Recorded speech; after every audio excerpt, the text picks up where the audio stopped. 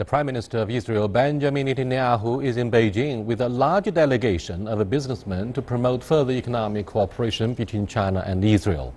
Following shortly after the visit of Saudi Arabia's King Salman, it seems the Middle East is looking even further eastward to expand its network of support and enhance stability.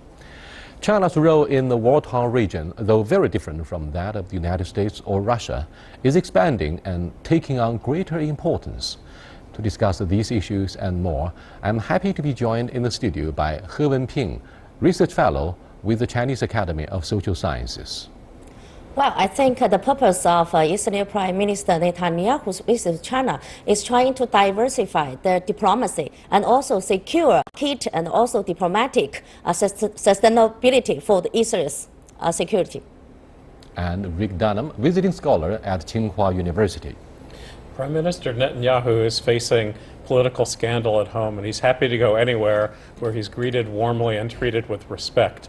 He also has an opportunity here to talk to Chinese leaders about the difficult international issues of the day, particularly peace in the Middle East and the war going on next door in Syria. That's our topic. This is Dialogue. I'm Yang Rui. But before we get started, let's take a look at this. The official visit marks 25 years since Israel and China established diplomatic relations and stresses the continued deepening of economic cooperation with the second largest economy in the world. The two sides signed a series of economic agreements to bolster trade between the countries, as well as industrial cooperation between Chinese and Israeli companies in multiple areas.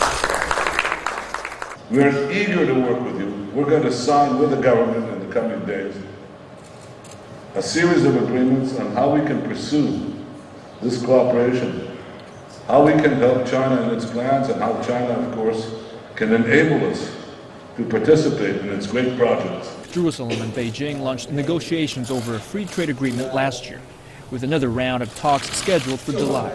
China is Israel's largest trading partner in Asia, with bilateral trade volume surpassing $11 billion. Netanyahu is scheduled to meet with Chinese President Xi Jinping and other top officials, as well as representatives of companies. He hopes the visit will significantly advance and strengthen relations between China and Israel. Rick, what do you think of this bilateral relationship? Well, it's significant economically and politically. I mean, to start economically, Israel and China have a growing economic relationship. China is the largest Asian trading partner of Israel, and it's an opportunity for both countries. Israel, both agriculture and high technology, and in fact some that could be used for biomedicine and other things like that. You know, Wenping, I have been wondering aloud, why from day one of the founding of the PRC in 1949, China has been very supportive of the Palestinians, and yet the Israelis is not very angry with Beijing. Instead, they chose to improve ties of a mutual trust, based on mutual trust and friendship. Economic cooperation seems to be very solid and substantial. Why? Because they understand very clearly that China has always taken this neutral stance. So we have good relations with not only Palestinian, and also later on we established diplomatic ties with Israel as well. Even now, like Saudi, like Iran, all those countries, even though they have conflicts between themselves, but with China's relation, always neutral. So that gives China a very good advantage to keep the both good relation with them. Another reason is China is far away, from the Middle East. So we have we don't have those direct, those self-interest in that area. It's not a big player anyway. Not like the United States. They have been big player ever since the beginning. So China seems not so directly involved with all those things relevant. But when we take a second look at history, for example, Rick, China seems to be the only exception among all major powers that have not developed a tradition of being anti-Semitic. In the Second World War, for example, we have the Chinese counterpart of Schindler, right, and we showed a huge sympathy with the Jews. What do you think of this factor? Well, you look in Shanghai, I mean, all over China, but in particular, you're right. In Shanghai, it was a haven for Austrian and for other Jews who could escape. But going up to the modern time, the relationship between China and Israel works because China has avenues of communication with every power in the Middle East. If Israel wants to communicate indirectly, whether it is Iran or Saudi Arabia, whether it's Syria, whether it's Russia, China has access to everybody. And I think that's what makes it significant. China has had ties to the Palestinians, no question. China has voted for United Nations resolutions with regard to the Palestinians. But I think Israel... 242 and the 338 resolutions, for example, exactly, are very important for the Palestinian cause. But Israel feels that China has an open door. China is willing to listen and is not an enemy. I mean, Israel was much more suspicious of Barack Obama when the United States, the last time, decided not to vote, abstained, than China voting against Israel. And so I think that tells you something about the durability of the relationship and the trust that's there between China and Israel. Now, having discussed a little bit the cultural reasons and the issue of anti-Semitism, let's look at the practical issue of economic cooperation. In what areas, Wenping, do you think the two economies can further enhance their collaboration and partnership? Well, I paid great attention to this new term. It's called innovative-driven, innovative cooperation partnership. So this is very new compared with those kind of cooperation partnership. So it's focused on this innovation. So innovation, Israel, even though it's a small country by size, but it's has a very high technical know-how, and also a lot of invention has been made by Israel engineer and scientists. So we have quite a lot of room for further this high-tech cooperation. So that's why I think this 90%, this huge delegation, now the Israeli Prime Minister Netanyahu has led, and then they have a very big meeting with Chinese, those high-tech companies, including like Alibaba, like Baidu, those companies. I also noticed even this mutual investment opportunity. Alibaba has already invested in a number of high-tech Israeli companies in Israel. So this is a mutual complementary with each other. So China's economy now is in the process of readjustment. Our economic growth rate now is down, but we need to shift those the model for development. That's why we need further cooperation with Israel to change this innovative-driven economy. So I also think that word given by the Netanyahu is very good. He said this is a marriage made in the haven. Say in China and Israel, because we are complicated with each other very much. Well, despite the religious overtones for his blessing regarding the bilateral relationship. Now, what do you think of the man on the delegation in uniform? And that reminds me of the male-to-male relationship. Well, of course, quite a few years back, when Aaron Amir was the former ambassador to China, a very important contract was cancelled at the last minute due to huge pressure from the United States. It's about the sale from Israel of an early warning plane. Now, what do you think of the latest progress, if you have any knowledge, about the male-to-male ties? I think you're going to see more of that. And one interesting element is that the United States and the EU have limits on technology that can be sold to China, because they say that there's civilian technology that can be repurposed for military. Israel doesn't have limits like that. And so I think this is one area where there is a great chance for increase in trade back and forth. But you might find pressure eventually from the United States saying, please don't do this. The question is what Benjamin Netanyahu would say at that time. I think he's strong enough to say no to the United States. He said it to President Obama. The question is, would he say it to a President Trump? What do you think of the strong personality of Prime Minister Netanyahu? He was able to say no to former US President Obama, and everybody understands these two guys were on loggerheads. They didn't even talk to each other. And when Netanyahu went to the United States addressing the joint session of the U.S. Congress, he didn't meet with President Obama. Neither was he received by the former boss in the White House. This time around, do you think the spirit of defiance that characterizes the personality of Netanyahu may prompt him to further promote mil-to-mil ties with the second biggest economy here in Asia, not in the world, not just in Asia? But now the situation is different. Now the Netanyahu, before he came to China, he has already paid visit to the White House. So a warm, handshake, and even he said he knows that Kushner, that's the son of the law, of the Trump, even since he's very young. So you see now the relation between United States and Israel no longer like the time Obama and time. So they can count on this future closer ties between these two countries. So which makes, I think Netanyahu will maybe change his stance in terms of military ties between China and Israel. I don't see if he wants to define those opinions given by the White House under the leadership of President Trump, saying, okay, I turn that deaf ear to White House opinion and closer ties in the military way. I don't think that's possible. But the economic thing, that's another way around. Because even the United States wants to engage with China to build their infrastructure projects. So that's the common thing they both want to do. Despite the very frustrating but successful rebound and rebirth of Zionism in the Middle East, Palestinians have been very angry, of course, if you look at the 4 Middle East wars.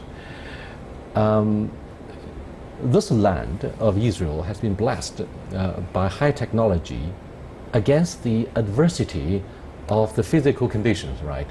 Much of the homeland of Israel is desert and cannot be used for effective farming. Therefore, do you think in this particular area China has a lot to learn from our Israeli friends in, for example, dripping irrigation? Absolutely. I mean, when I visited Israel in 2006, I could see the land. You see desert, and then all of a sudden there are crops. I mean, the technology, the innovation that's gone on in Israel to make barren land into something that can be used is amazing, especially when you look over at the Palestinian lands, when you look over at Egypt and Jordan and you see desert. And I think China has a lot to learn about growing crops, about agriculture in difficult environmental areas. Now, some of the Israeli scholars have complained bitterly that the European media coverage has not been pretty fair about the Middle East peace process, the misery of the Israelis and Jews, and the animosity between Arabs and Israelis in the Middle East, with regard particularly to Jerusalem and the Intifada, following the controversial visit by Ariel Sharon, the late Prime Minister of Israel, to the very awesome mosque. That's a very controversial Holy Land for both sides. So what do you think of the European attitudes towards the existence of Israel in the Middle East? Yeah, for the long, in the history, European countries has a great sympathy to the Palestinian people and their fate, and also their determination to trying to establish their own country. So that has a historical roots. And plus, because the European country, they are also holding the flags very high. That is the moral flag. That is the humanitarian issue, human rights issue. So for those settlement building, they have been against this settlement building from the Israel side very much, European country. So that's why you can see this is maybe another motivation for Netanyahu's visit to the eastern countries, to China, because he found he has been isolated from those European countries, even the US under the leadership of President Obama, because that resolution has been passed by the UN. So that's the, I think, a historical reason also, given the Israeli side, and they have a very limited diplomatic room to play around. Whenever the issue goes to this settlement issue, they lost their moral stance completely, because that's the land, historically speaking, owned by the Palestinian people. They also need to survive. And also those holy city like Jerusalem, as also both claimed by both sides. So you cannot just take this capital city as your own, because this is a disputed issue, hasn't been reached consensus yet. Thank you very much. You are watching Dialogue with Madam Wen Pinghe and Rick Dunham. We're discussing what messages the ongoing visit by Prime Minister Netanyahu to Beijing would deliver to the bilateral relationship. By the way, China is the largest trading partner of Israel in Asia. We'll be back in a short while. Stay with us, please. Yeah, I'll be traveling to Boao Forum and host a dialogue with what we call thinkers to talk about what's happening in the post-Obama era presidency of Donald Trump. That's going to be a very interesting topic. But by the way, let's return to what we have been discussing before the break. Why has Europe developed a tradition of anti-Semitism? I mean, it's no longer the case, probably, at this moment. But when you look at history, Israelis felt quite upset. Well, I think we have to divide this into three pieces. Historically, Jews were the outsiders, and you had religious discrimination. Christians theologically were anti-Jewish, and then very often leaders tried to take advantage of the religious differences to blame Jews for anything that was going on. That hit its apex, its moment in World War II with the systematic extermination of Jews. And so that's the history, that's the past. And a lot of Europe repented after that. A lot of Europe supported the creation of Israel. However, the coverage of Israel in European media and the relationship of Israel with many governments in Europe has been negative over the last few years, as my colleague said, largely because of the issue of the settlements and expansion of the settlements. But I think it's changed somewhat in the last year or two because of the Islamic extremism, the terror attacks in Europe. A lot of people in Europe now feel unsafe and are not blaming the people they used to blame. And some of the anti-Muslim activity and feeling is irrational, just like the anti-Jewish feeling was in centuries past. But I think that it's different now, and I think Europe is looking differently on the issue of anti-Semitism. But we have to break it down. Being anti-Semitic is different than being against the policies of Israel. And I think you can argue with what Prime Minister Netanyahu supports and has done without saying, I believe anything badly about Jews. And I think we really have to divide those thoughts.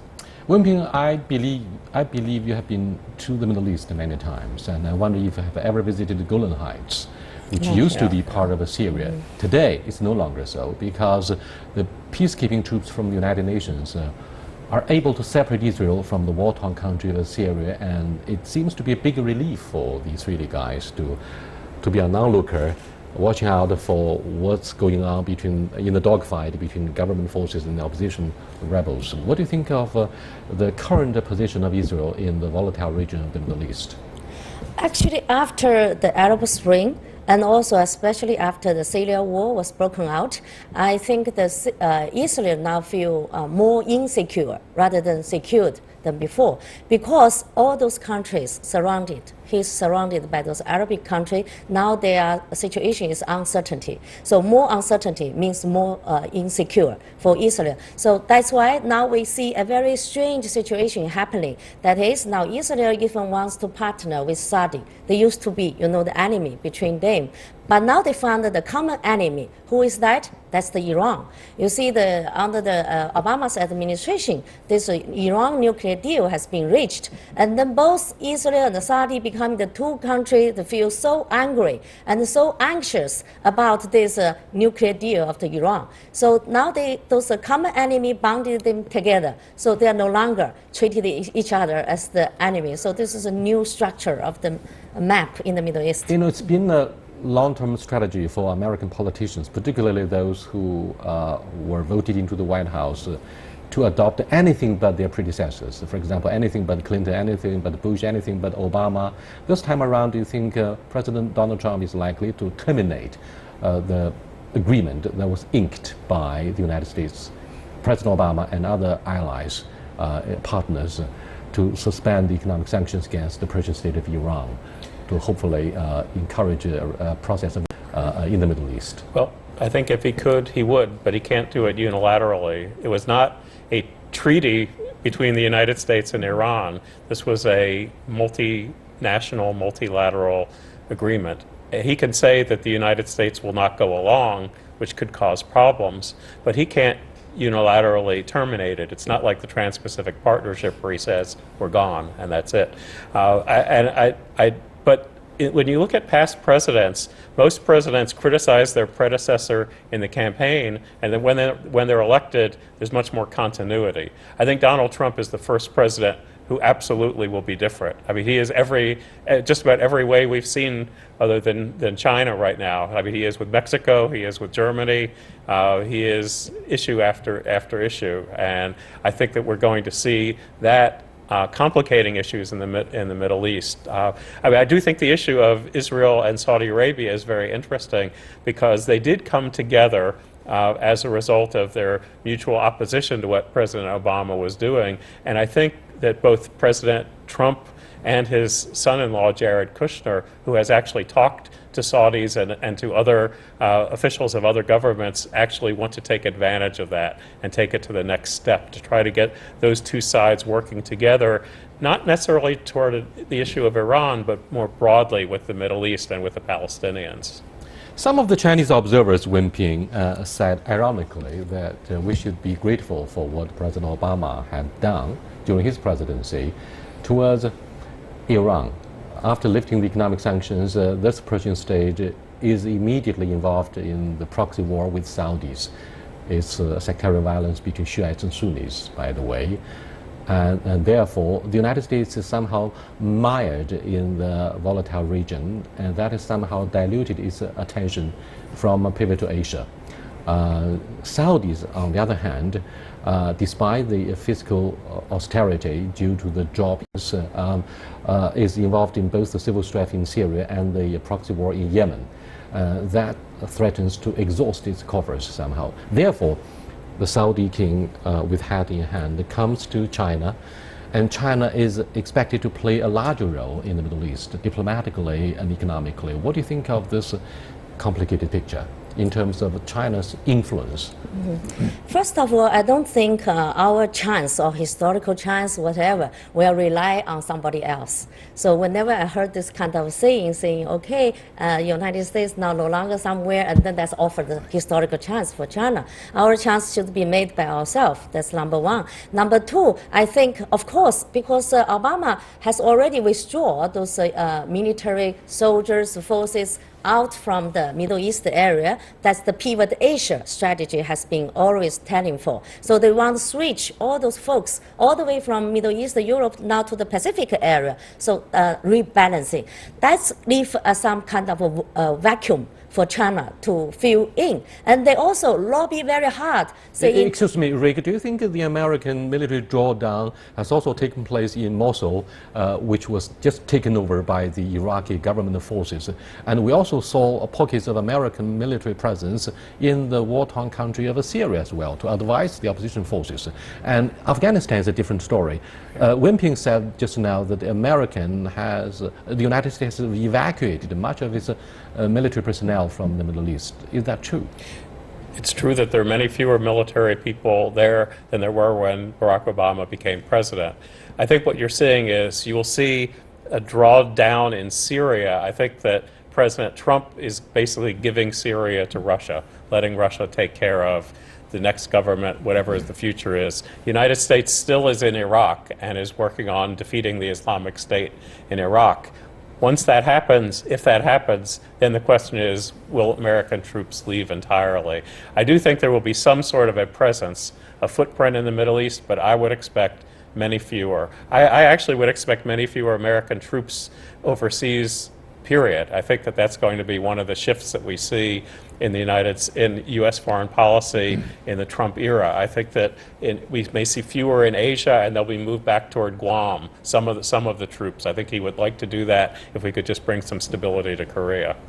Now, given the asylum that the United States provided Gulen, the alleged opposition leader who engineered allegedly the coup attempt last year in Turkey, and also the current spat between the Netherlands and Ankara over the issue of a constitutional referendum, do you think Turks will become increasingly unpredictable in the Middle East, and that will somehow change the geopolitical configuration in this area, adding to the Russian influence in Syria, for example?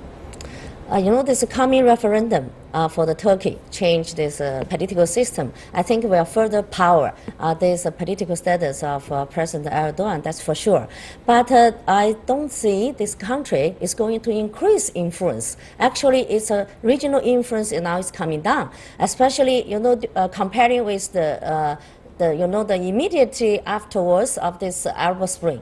You know, when the immediately afterwards of the Arab Spring, President Erdogan even got majority people even rush, like Egyptian people rush to the airport to welcome him. For those countries, Egyptian and North African countries like Libya, Tunisia, they look the Turkish model as their future model for themselves. But no, now those golden shining, I think, is no longer there. So even for Turkey themselves, now it's struggling to get some recognition from a European country, how to deal with this refugee issue and get in exchange for diplomatic support. So they are struggling, both economically and diplomatically. Rick, how does the Israeli government position itself in the current process of geopolitical configuration among and between the Arab players in the Middle East? Because Turks, as we have been discussing, faces or has a very confident and defined president who hopes to enjoy more of the sweeping presidency after the constitutional referendum. Do you think this is going to be a big problem? Since a few years ago, you know, Turks tried to provide Hamas with humanitarian relief, and that effort was blocked by the Israeli commandos. Well, I think the uncertainty in what is happening along the Turkish-Syrian border it lends some instability, but historically, before that, the issue you're saying with the boat, there had been a relationship between Israel and the Turkish government, relationship between Israel and the Saudis, quietly beneath the surface. I think that Israel would like to keep positive relations because the relations with every neighbor closer are more hazardous. But President Erdogan, I believe, is pivoting away from Europe, away from that past, toward Moscow and the north, and toward China and Central Asia. So I think that he sees a lot of his future economically there because of the reaction against Turkey in the EU. We only have about 30 seconds, but Wenping, do you think China stands ready to play a larger role in our diplomacy in the Middle East, since we are friends with all major players in this region? With the Arab League, with Israel, with Turkey, Iran, so on and so forth? Yes, we are ready, but my suggestion is we should have a very cautious approach because the Middle East, you know, this so complicated situation. So we cannot rush in to fill any vacuum, so-called vacuum. Well, the Middle East might be a graveyard for the major powers, very much like in Afghanistan. Thank you very much for being with us. I'll see you next time. Goodbye.